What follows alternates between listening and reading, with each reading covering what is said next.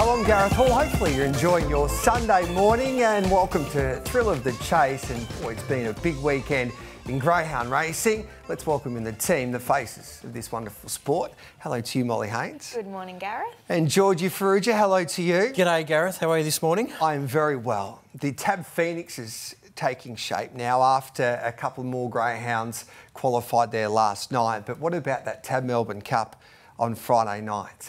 Co-Blend's Too Good leading all of the way, and I'm looking forward to later on in the show an exclusive interview with the Melbourne Cup winning trainer and the dog. Co-Blends will be joining us a little later, Molly. Oh, it was absolutely fantastic. We'll have some beautiful vision of Co-Blends having a bit of a chat with us. It'll be great. I think David's going to bring him in on the couch, so it'll be good to see. Yep. Co-Blends, do you think you'll talk to us today, Georgie? He can say whatever he likes after winning $500,000, yes. It's a big show coming your way today. We'll be catching up with a special guest in Sam Hickey. He's got a story to tell. He owned a superstar greyhound with his mates from Timboon just outside of Warrnambool, and it's a terrific greyhound story because it relates to a few of the people that I know in the sport of greyhound racing, where you get your mates together and form a syndicate and race a dog. But for these lads, Crimson Vixen was pretty handy, Molly. Without a doubt. I just think it shows that there's so much fun to be had. And I just remember after she won the Bendigo Cup a few years ago, there were tears on track, but there was also plenty of celebrations all around Victoria. And looking forward to our feature story too on Toongabbie Lodge, which is a terrific new operation which has been inspired by the Sandown Greyhound Racing Club. But let's get stuck into our agenda on the Thrill of the Chase this Sunday morning. And of course, we'll look back on Friday night with the Melbourne Cup, and it's the first race we'll take a look at here. And Co-Blends, he's a superstar beginner, and George, he jumped from box 3 and he won it at the start. Well, we spoke about it during the week, didn't we, Gareth, that one of the scenarios was that he was going to clear Aussie Secret early, and then if there was a bit of a shuffle up behind, he'd be off and gone, and that's exactly what he did. Look, he probably didn't get a bigger break as David would have liked down the back. There would have been some nervous moments here, especially with Lala Kiwi on your hammer. But look, when they straighten, he's got a last little kick, this dog, and he gave David Geall his second Melbourne Cup. Do you know what I love the most about it? Seeing there's some fantastic slow-mo vision out of the boxes, and Co-Blends is so wide in his stride out of the boxes. He's just, like, I haven't seen it like anything else. I think we've got the wrong race here, but there's Co-Blends when he's jumped out of box 3. Compared to the dogs on his side, his arm, or his front legs, I should say, they are so much wider than anything else. It was phenomenal. Maybe that's the reason he's jumping so well. You know, that's reminiscent of what Fernando Bale was like. His dad was like, he used to time the jumps beautifully like that. So, and that's what set up the race for him. And as we said, we've got a feature story later on Co-Blends. And with Co-Blends, he's not the quickest dog. He's probably, if they had a match race between the other 7 dogs in the TAB Melbourne Cup, he probably wouldn't win many of them. But because he's the best beginner, there he is. Couple of things to take from the dog in the white rug. Yeah, I mean, sorry, Gareth. Look, the way he begins is really well. I mean, one of the runs of the race was Aston Rupee, and right here, bang, a collision there with Japara. Just put paid to his chance, didn't it? That head-on footage is outstanding. And then we see Aussie Secret doing, Molly, what Aussie Secret does, just pushing off a little bit before that first corner. He does, but Aussie Secret recovers so well. I think he's so used to having a bit of argy-bargy. He can recover so well from a little check. So that slow-mo vision is just great to see. I watched the replay a few times. Aston Rupee, what a run. Like he, as you just saw with that head-on vision, he got knocked around by a couple of the dogs at the start. And he was last as they headed down the back, and he was finishing quickly. Like, it's nearly a career best run for mine with Aston Rupee. He lost no admirers from the run, absolutely. Probably won a few more. Yeah, and that's important in regards to a stud career coming up, Gareth, because people like to see that sort of chase from that far off the bunny, and Aston Rupee's got that in spades. We'll talk about the TAB Phoenix a little later on, but can Co-Blends defeat Aston Rupee in a TAB Phoenix? Well, he can because of what we've seen there, but I'm not sure there... Is it easier for Aston Rupee in the TAB Phoenix than the Melbourne Cup? Yes. I think he also might be more suited to the Meadows as well, Aston Rupee. There's just that, 10 extra metres or so, and that might mean the difference between being run down and not. It just depends on what happens out of the boxes. How about that box draw for the Phoenix? It'll be exciting. Yep. Of course, the TAB Phoenix's greyhound's new slot race worth $1.1 million. And Koblenz, has he been cemented a spot yet? Well, we might have some... Exclusive. We'll have to ask David, see what he has to say. The Bold Treese was the other featured Group 1 on the program there on Friday night. And Gypsy Wyong, she is an absolute superstar, but boy, she turned up on Friday night and performed at her very best, Georgie. Look, she turned the tables on Mapunga Ruby. She got run down in the heat and, look, she took out the Top Gun stayers. There was some interference that day where people thought she might have been a bit lucky to win a Group 1. There was no luck in this victory, was there? I mean, Untapped set a cracking pace, really heaped the pressure on as they turned down the back, as we're seeing here, and she was just too good for them. Two-time Group 1 winner now, Mol. I have a question for you, George. Is she the most underrated stayer going around at the moment? Because she's won 3 group races now, Group 3, 2 Group 1s. All of those starts, she's jumped paying more than $6. She's won paying more than $6. Yeah, probably not anymore. But not you're anymore. Right, absolutely. Yeah, and we've spoken about it on... You love her, Georgie, don't you? We've spoken about it. You love her. Yeah, look, she's an absolute star. And credit to Team Daly for me. This is the big story. They've had such a great Leviathan owner behind them in the Wheeler family and had so much success in that regard. But they've gone out on their own, as well as having Wheeler greyhounds, and said, we're going to breed our own, and this is one of the products from it. And they've done a terrific job. I get asked this question a lot when people ask me about the greyhounds. Can you actually breed a stayer? Like the Gallops, you can go to a different side to breed a stayer to win a Melbourne Cup. But for the greyhounds, it's just, you just don't know.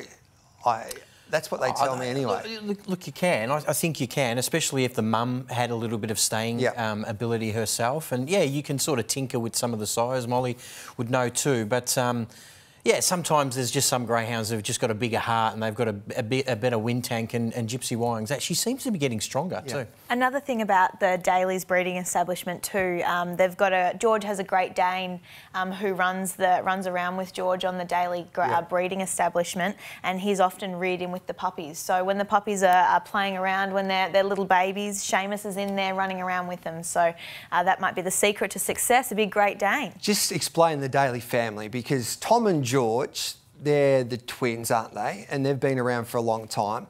I can't pick which one's George or which one's Tom.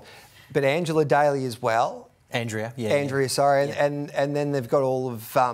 basically everyone in the family is involved. Yeah, it's a great operation. And as I said, they recognised, and I think George Daly's sort of more the breeding side of things, where he's recognised that, look, I want to sort of have a crack at this myself. They've got a big farm, I believe, and they rear their own. And look, they've just done a terrific job with Gypsy Wyong. But it's not just Gypsy Wyong. I think they've had a big 2021 with their own breed. And she was the last female, well, the last female greyhound to win the Bold Treese, was the greatest stayer of all time in Fanta Bale. Yeah, absolute star. Or one of them anyway.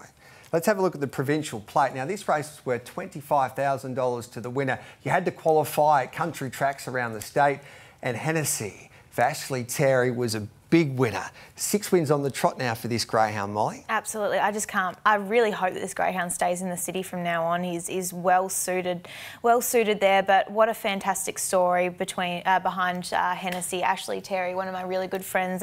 She's got a young family with her partner Nathan and little Harper at home. So it was great to see them have success. I love seeing families have success.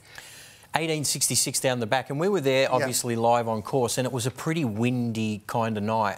For a greyhound to do that early on was very impressive, and again set up the race sort of a la Koblenz, where he just pinged out of the boxes, gave nothing else a chance, and Ash Terry's got this greyhound going very, very well. Can Hennessy take the Terrys to the next level, Group 1 glory?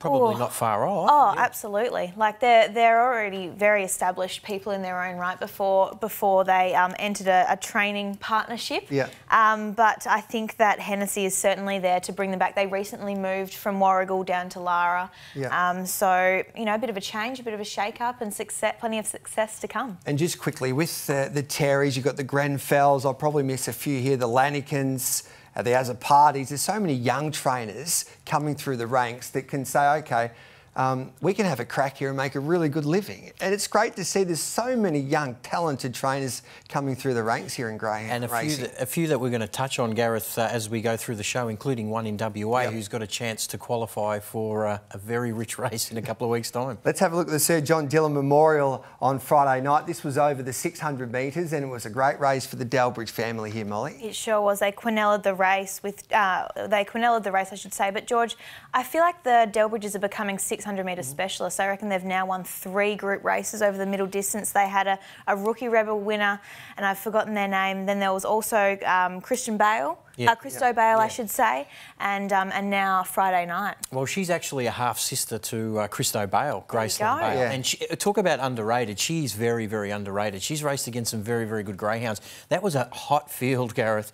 She had to do it from a squeeze box, and she's putting together one hell of a resume. What about the maiden final there on Friday night? The performance of She's Refined for the Greenos was a superb effort. Now, She's Refined won her maiden, and she went quicker than what they did in the Melbourne Cup there, George. Yeah, she did. A 29.20 for a greyhound that's had 3 or 4 starts. I mean, incredible. A youngster by Barcia Bale. And you've got a little secret about the Greenos in regards to the good ones, but I'll tell you what, this is a good one. I interviewed Cal on radio a couple of weeks ago, and Wow She's Fast is their new superstar as well. And I said, Cal, why is it in Jackie's name? And he says, just before they started, she knows that they're pretty handy. Jackie goes to the computer when Cal's not looking and changes the greyhounds into her name. Yeah. So that's a great guide for the punters out there. Absolutely. When they're in Jackie's name, just get on. Yeah. That Greeno's also quinelled the maiden final as well. So Evicted, who's out of Elevated, she won a Group 1, but She's Refined is the next litter to Zach's entity. So a stayer that has certainly taken the staying world by storm. And well done to Sandown. It's great to have the crowd back. People cheering, wasn't it? celebrating. Yep, it was terrific. Time for a break here on Thrill of the Chase. Coming up next, Nick Quinn's not far away with some updates regarding some of the bigger races coming up in greyhound racing, thanks to the TAB. We have our feature story on Toongabbie Lodge. And don't go anywhere, because coming up next, our exclusive interview with the Melbourne Cup winning trainer David Geall and his superstar dog Co-Blends with Molly and George.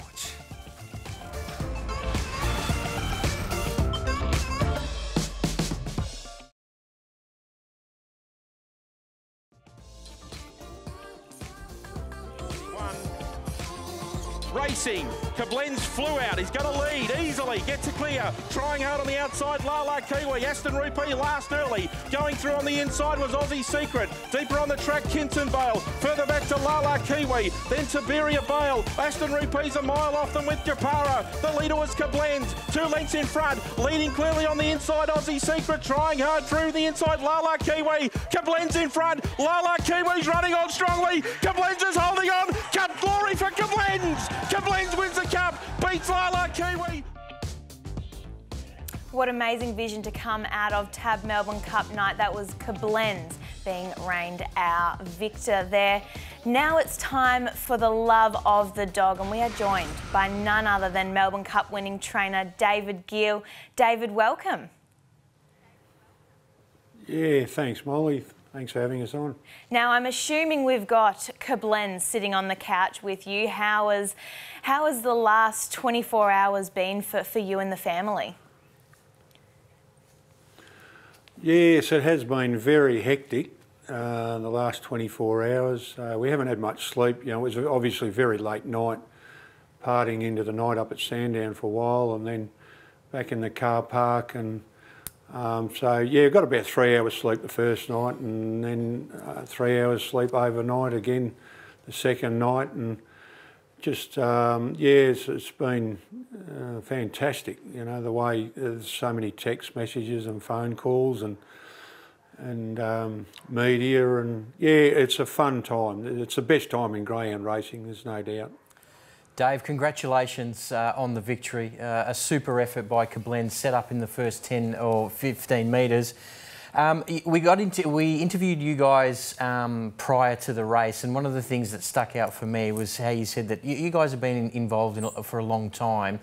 It's not always roses, is it? I mean, you know, sometimes you have to work really hard. You've got a group of dogs where you have to travel 5 or 6 hours sometimes to win a race. you know, you fast forward all these years and now you've won 2 Melbourne Cups in the last 4 years. I mean, how does that feel? Yeah, that's right, George. All us trainers, we all put in, you know, very hard or long hours and hard hours, and during the winter time, it's a real slog, and it does help to have some nice dogs in the kennel. And then even in the summertime, you know, even though we've got air conditioning like most trainers in the race sheds, but you know, you've got to alter your training a bit and handle the 38 to 43 degree days and even trialling, you know, on hot days, you know, 28, 30 degrees. And so you put in some real hard and difficult times. But these guys, these sort of dogs really make it worthwhile, there's no doubt. But I speak for all trainers there because the kilometres we have to travel, it's, you know, we all do it. You've got to do it to place your dog in the right grade, right distance, right track. So you've got to travel and never lets up. Yeah. Now, we saw some fantastic vision of the ownership group involved in Koblenz. Your family's a part of it. The syndicate's called the Gill Gals, I believe. Talk us through who's involved with this little fella behind the scenes. Yeah, that's right, Molly. It's the Gill Gals own this one. Rose owns a lot of ours outright, but no, not this one. My brother Jeff and his wife Marie, and she's one of the Gill Gals with Rose, and Jeff's been training a few years now outright himself, and we went on a bit of a holiday one year, and we haven't had one for a while, but we went, and Jeff just stepped right up to the mark and took over as just running the show, and he worked a lot of hours, and and he wanted to purchase a half share, because a full share, you know, it's an arm and a leg, whereas half a share is only sort of a leg, and he purchased half. And anyway, we gave him a choice out of the 10 puppies, and it was sort of any, mini, miny, mo, but he got a pretty good nous when it comes to picking out, because he picked Max Tractor years ago, and he's got Jungle Panther now. He picked him out and he bought him when he was a puppy. But so they picked him out of 10, and just lucky. And I'm glad, actually. I'm really glad it's worked out better that way, that they're got a half share in him. If they'd you know, been close family, if it had been turned out legless, well, you know, it probably wouldn't have been so good. We're watching some footage of Koblenz here, David. There's a theory, probably across all 3 codes, that some of the real superstar female chasers or gallopers don't go on to be great producers.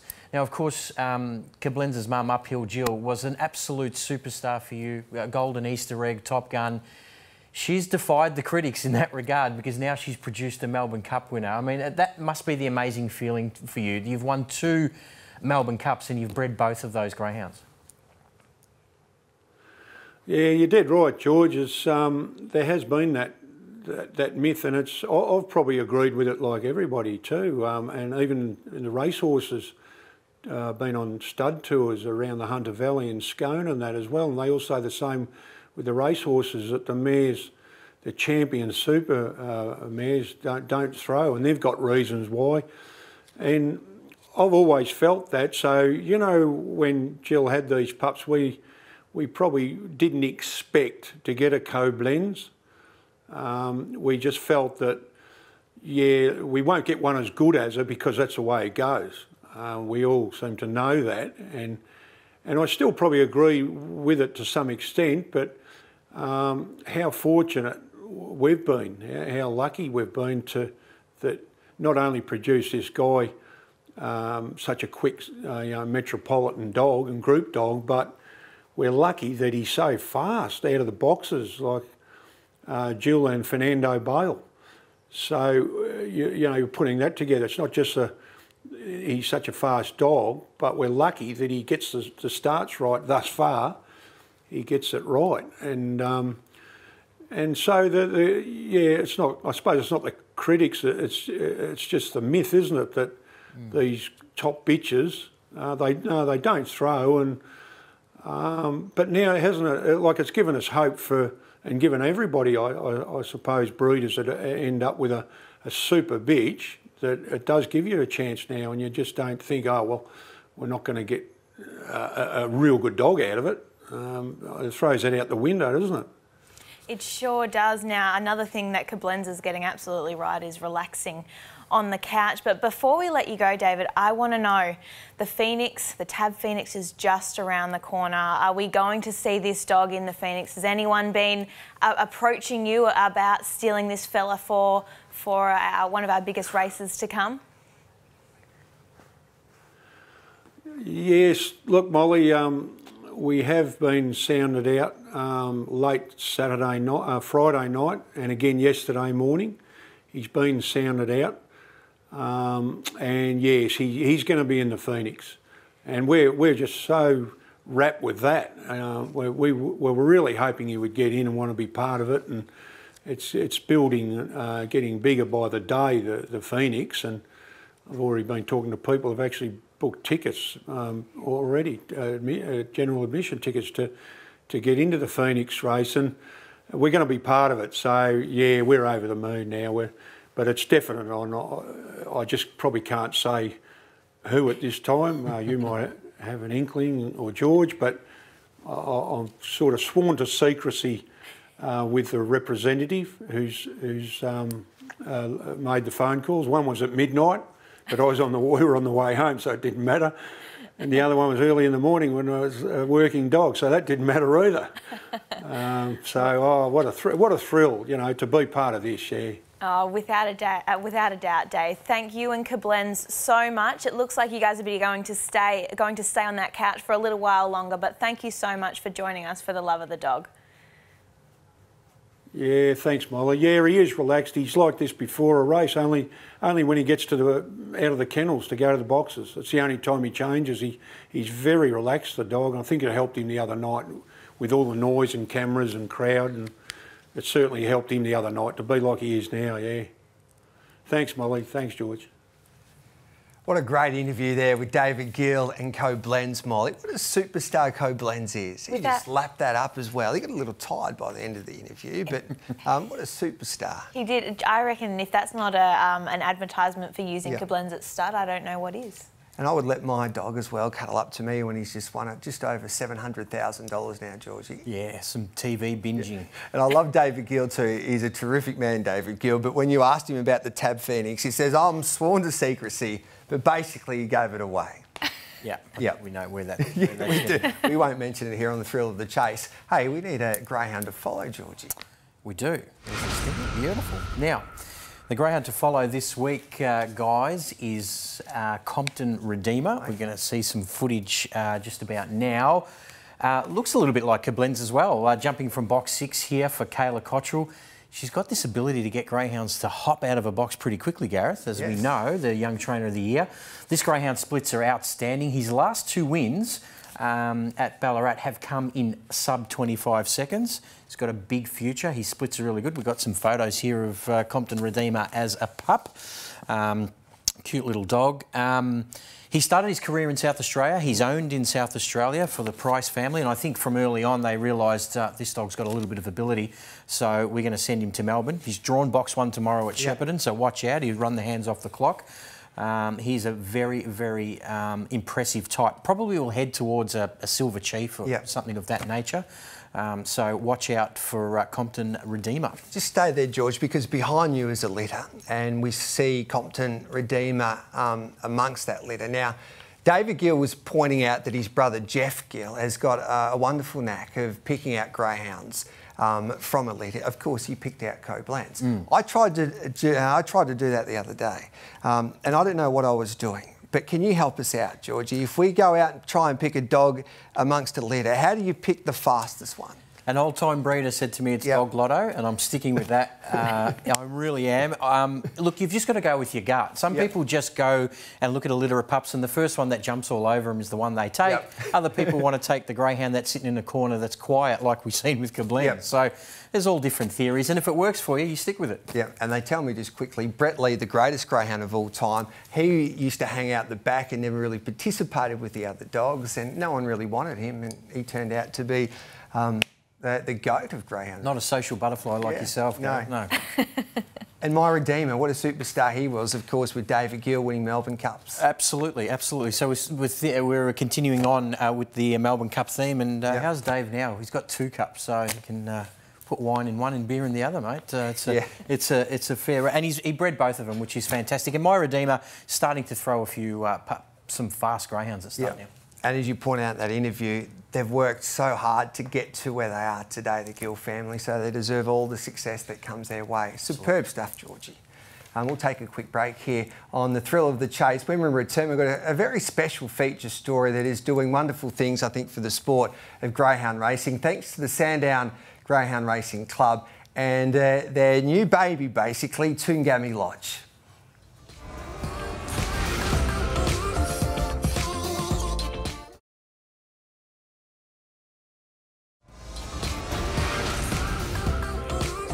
Welcome back to the thrill of the chase. Now, we're heading to Timboon now to catch up with a very lucky owner and a man that loves his greyhound racing now in Sam Hickey. And he's about to tell us about his story regarding his greyhound, Crimson Vixen. Hello to you, Sam. Welcome to Thrill of the Chase. G'day, guys. How you going?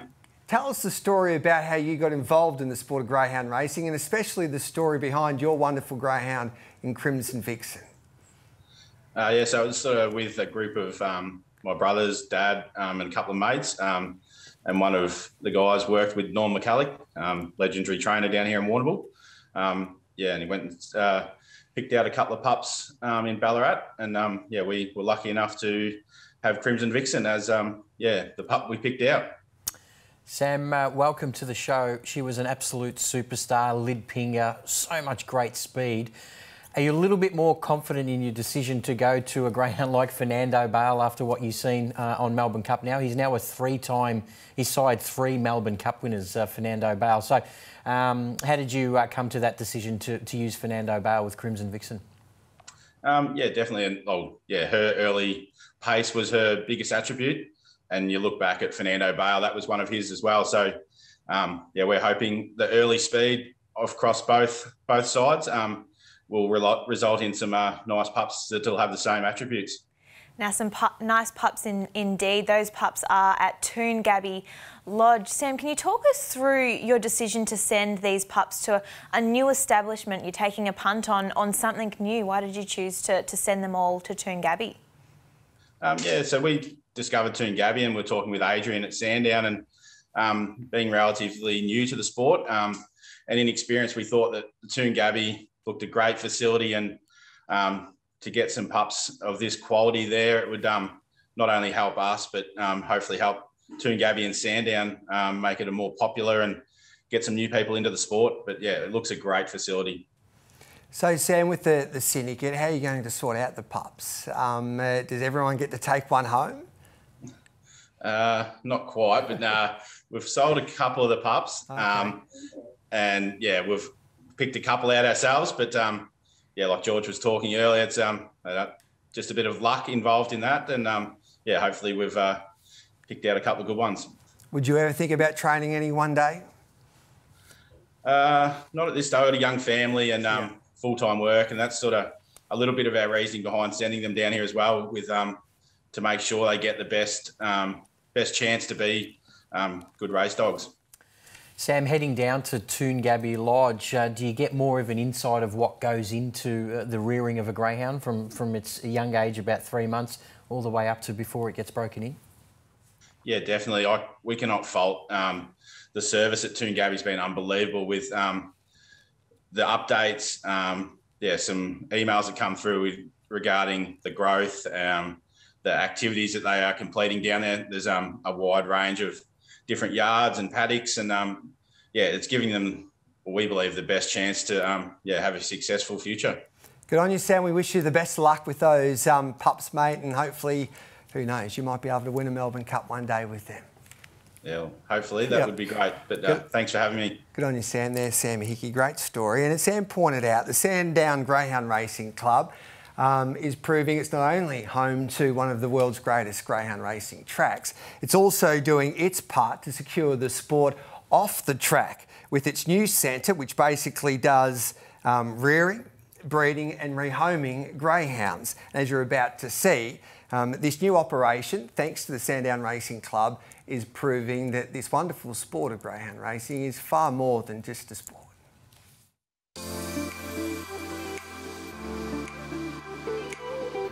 So probably 4 or 5 years ago there was an opportunity to fill a bit of a hole in the market around the rearing of greyhounds, and there was also an opportunity to set up a best practice facility. Just a facility that set a standard for the industry. I arrive on site and we clean the kennels, of course, every single day.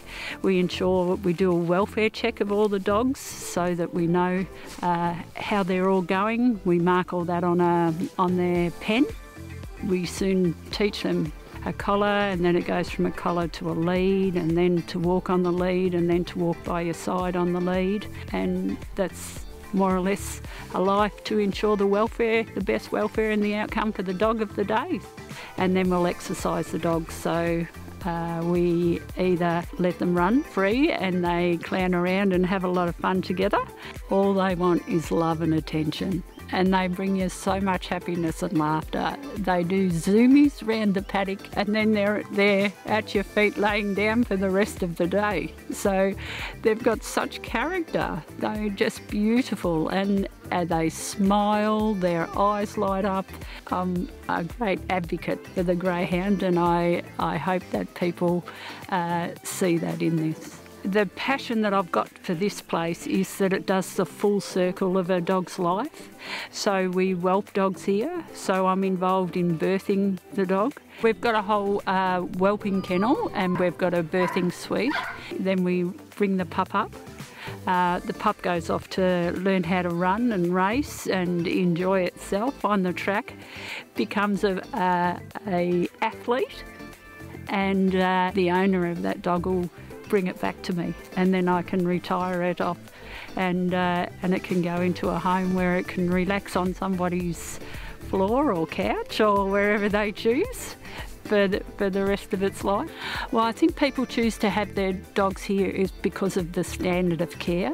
It's high class, and we're proud to be that way.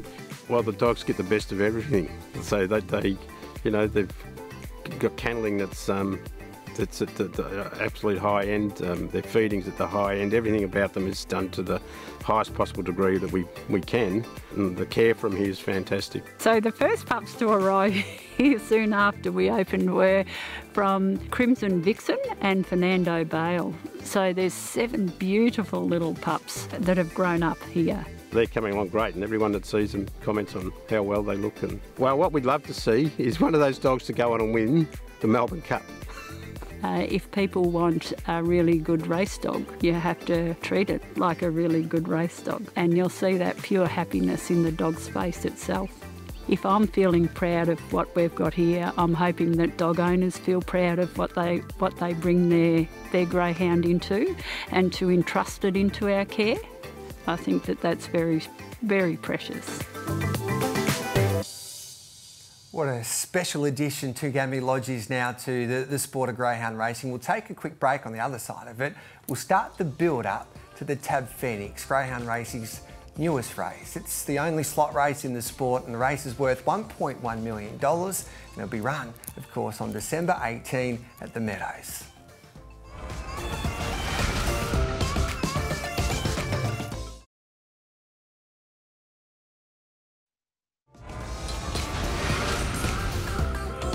Great to be with you on this Sunday morning. You're watching the thrill of the chase. Now, we had the Melbourne Cup on Friday night. The next big race in this country is at the TAB Phoenix. It's the newest race in greyhound racing. It's the only slot race worth $1.1 million. Now, when the applicants were announced there a couple of months ago. Yeah. I think it surprised a few with the different jurisdictions. We've had Racing Queensland involved.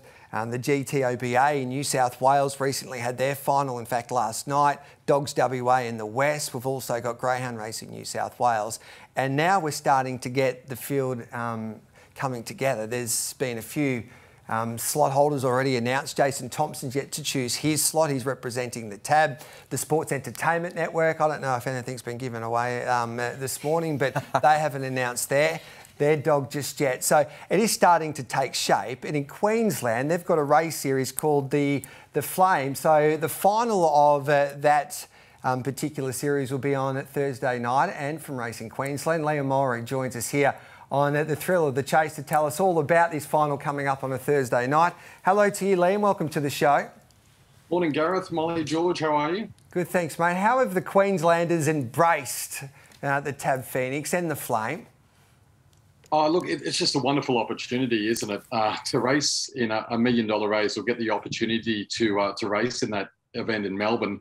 It's been really well embraced by Queensland trainers. And look, we've got a really strong final coming up here next Thursday night.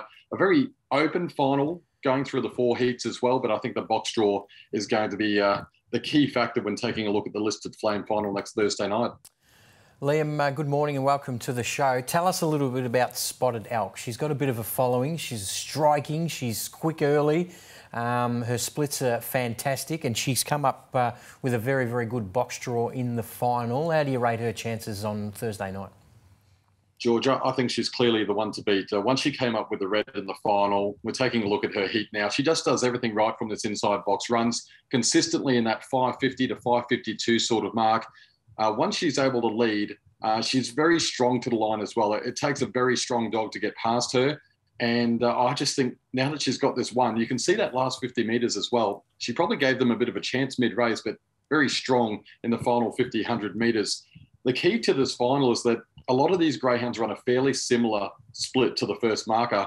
You've got dogs like Farmore Beach Extra Malt. They're drawn out in 6 and 8. They're going to need all sorts of luck out there. Spotted Elk, she loves inside boxes. 1, 2 and 3 is where she wants to be. And I just can't see anything running more than a length or even a half length within her first split to be able to try and get across her. And if she leads, I just don't think they'll run her down. Liam, who do you think is there anyone you think who could challenge? We all like a bit of extra malt in our milkshake. Is extra malt the chance to potentially come over to Victoria? Look, Extra Malt, love her, and the style of racing that she produces is so exciting to see. Her heat win again, she gave them a start. She gave a very strong chaser in Tiana Bell, who's a 600-metre chaser as well. Look, early, Extra Malt, she was held up for running, but once she got into the clear, and she used her smarts as well back along the inside, came home in 12:45, just an outstanding win. The big concern for Extra Malt, though, is box 8. A lot of her recent starts have been from inside boxes, some smaller fields as well. Where does she get to from box 8? Because Magic Prince in the 7 isn't going to cart her across early on.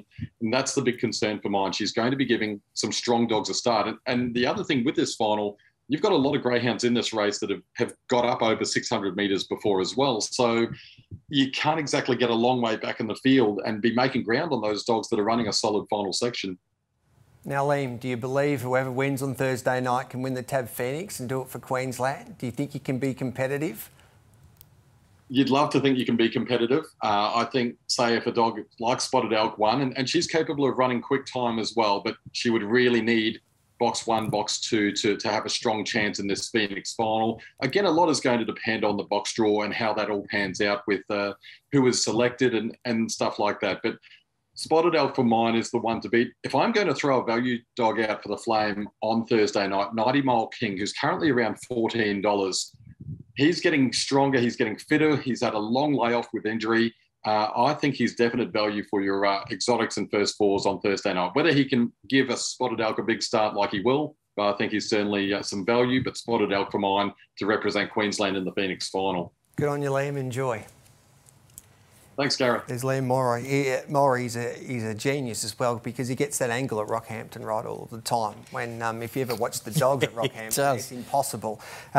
Greyhound Racing New South Wales, they've gone about it a little bit differently than the other states. They've decided to take it to the people of New South Wales, and they're voting in their favourite dog to represent Greyhound Racing New South Wales, Molly, and the TAB Phoenix. Are we allowed to have a favourite to come out of New South Wales? Yeah, I've got Wow.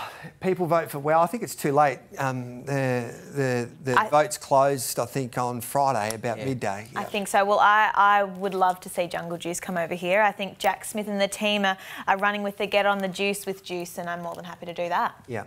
And there's a great story coming out of Wentworth Park last night for the GTOBA slot in New South Wales. Look at Billy Creek go.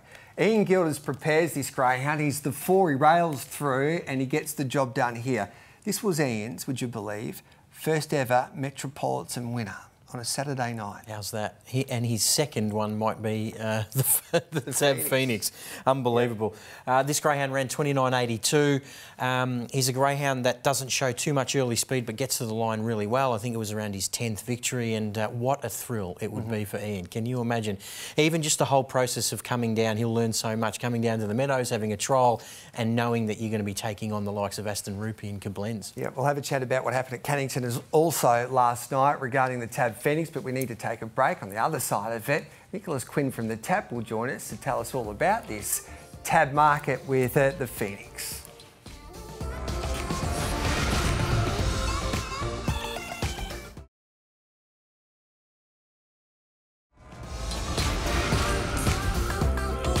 You're watching Thrill of the Chase. It's time to welcome in Nicholas Quinn from the TAB. G'day, Quinny. Did you enjoy last Friday night? Did the bookies win or did the punters win?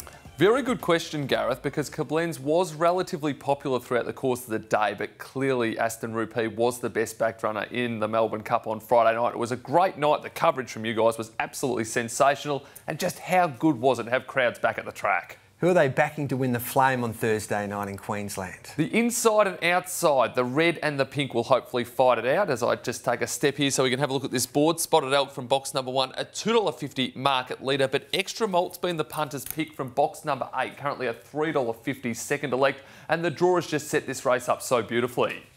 What about the TAB Phoenix? Just before we go to the TAB Phoenix, Spotted Elk, $2.50. Did we take that price now, Georgie? Yeah, especially after Liam's endorsement. Interestingly, Spotted Elk and Extra Malt are litter sisters, and they race so different. Spotted Elk gets out to the front and Extra Malt wants to sit back and fly home. It'll be a great race. All right, then Aston Rupee, is he still the solid favourite for the Phoenix, despite Koblenz defeating him in the Melbourne Cup? He is. The potential rematch, and now a $2.70 favourite there, Aston Rupee. Koblenz on the second line of betting at $4. Was as much as $12 initially, but has been a firmer in from $6 after that magnificent performance Friday night. Outside of the top 2 in the market, very open indeed, but I just get the sense punters will gravitate towards Aston Rupee after that magnificent run in defeat, as you alluded to earlier on the show. Certainly lost no admirers and may have even gained some new ones, but back at the Meadows, seen as the one to beat in the inaugural Phoenix. So what we know from that market, Aston Rupee, yes, has a slight Koblenz, yes. Bandit Ned's probably the odds-on favourite to win that vote in New South Wales with Greyhound Racing New South Wales. I think Jason Thompson for the TAB will go with Typhoon Sammy. Yeah. Or even True Kalinda as well. Went super on Melbourne Cup night too, best of the night. Quinn, are you hearing anything with the TAB? Because you're the man that's making the decisions, really. There's a smile there. Jason Thompson. Which way are you going, Quinny? It's a nice problem for them to have, though, isn't it? Yeah. To just look back and say, no, I'm not getting involved there, because knowing my luck, I'll pick the wrong one. Do you get a bonus if one of Thompson's greyhounds win the TAB Phoenix? And just with WA, Fernando Star takes on Vice Grip. So they've got a match race now. They've had qualifiers in the last couple of weeks. So Fernando Star, Vice Grip, head-to-head to earn their place into the TAB Phoenix representing Dogs WA. How exciting. How exciting. And Vice Grip's going really well, isn't he? Flying. And with all of those jurisdictions, or most of them anyway, the connections get to race for all of the prize money. So if Fernando Star for Chris Holtz wins from WA, Connections take home, what, $750,000. And wouldn't that be life-changing if Vice Grip gets through young trainer Adam Smithson, young family as well? I mean, it is life-changing amounts of money. All right then, Quinny, you're a star. Thanks for that, mate. Enjoy your day and we'll catch up with you next week. Looking forward to it. Thanks, team. All right then, we'll take a quick break and we'll come back with the best bet straight after this.